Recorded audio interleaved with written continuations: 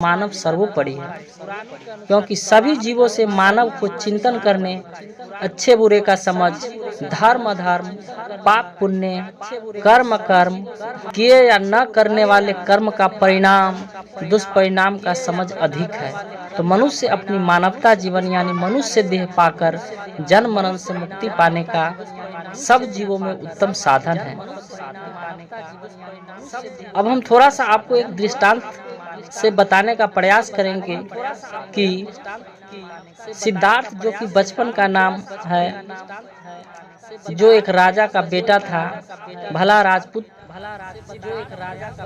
राजपुत्र को किस संपदा या व्यवस्था की कमी थी, जिसने कि अपनी सारी राज्य को छोड़कर भिक्षाटन करने लगे और सन्यासी योगी बन गए, जो कि बाद में चलकर भगवान बुद्ध के नाम से प्रचलित हो गए, जो कि बोध गया बिहार में अवस्थित गया के नाम से प्रचलित स्थल है, जहाँ की बुद्ध को आत्मबोध हुआ था और इस आत्मबोध के कारण उन्हें जन्मांतरण के लिए जन्म मृत्यु से मुक्ति मिल गई।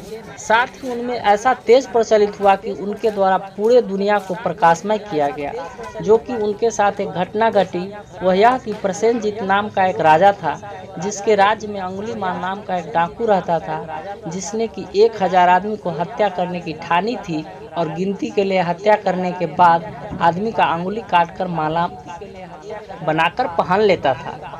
जबकि राजा प्रसेनजीत त्राहिमाम रहता था, कारण कि वो अपने प्रजा का रक्षा करने में असमर्थ था, कि उसी राज्य से भगवान बुद्ध भिक्षाटन करते हुए जा रहे थे कि राजा को सूचना मिली कि कोई अति तेजवान महात्मा अपने राज्य में भिक्षाटन करते हुए जा रहे हैं। राजा के द्वारा महात्मा बुद्ध को बुलाकर सारा दुखड़ा सुनाया गया। बुद्ध ने सुनने के उपरांत अंगुलीमाल का पता पूछा, फिर जंगल की ओर चल पड़ा, जिस जंगल में अंगुलीमाल रहता था। प्रजा ने राजा सहित बुद्ध को कहा, वह डाकू अत्यधिक क्रूर है, आप निहत्थे न जाए।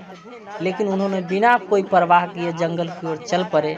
जा ही रहे थे कि अचानक आवाज आई, ठहरो। अगले ही पल बड़े बड़े बाल, लाल लाल आंखें, हाथ में कटार, गले में अंगुली का माला, बड़ी बड़ी मूछे वाला एक भयावह आदमी खड़ा था। फिर भगवान बुद्ध पर कोई डर या मृत्यु जैसा भय नहीं था। भगवान बुद्ध ने कहा, मैं तो ठहर गया, तुम कब ठहरोगे? भगवान बुद्ध के तेज से अंगुलीमाल प्रभावित हो गया और उसी समय से उनका शिष्य बन गया। कहते हैं कि एक हत्यारा परिवर्तन हुआ। कुछ सालों बाद अंगुलीमाल भिक्षाटन करने गया कि लोग उसे तब भी डाकू समझकर ईंट पत्थर से मार रहा था, जिसमें अंगुलीमाल भी मारा गया। लेकिन मृत्यु दौरान भगवान बुद्ध के पूछे जाने पर तुम जान बचाकर भागा क्यों नहीं, तो जवाब मिला, चोट शरीर को लग रहा था। जो परिवर्तनशील आत्माराम यानी इस चेतना को कोई फर्क नहीं पड़ रहा था।